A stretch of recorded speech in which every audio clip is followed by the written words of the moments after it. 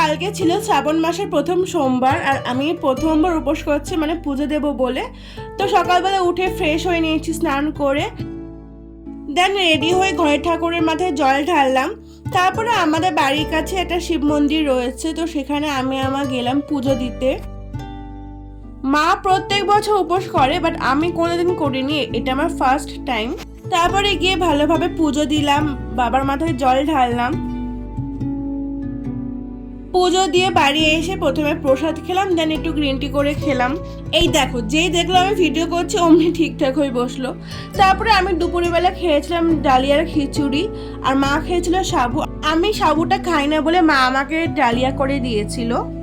দেন খেয়ে দিয়ে ওঠে আমি এই মুভিটা দেখছিলাম, আর এই সিনটা তো আমার জাস্ট দারুণ লেগেছে। তো বাস এভাবেই দিনটা কাটালাম। তো এইটুকুনি ভিডিওটা দেখা হচ্ছে অনেকটা ভিডিওতে। বাই।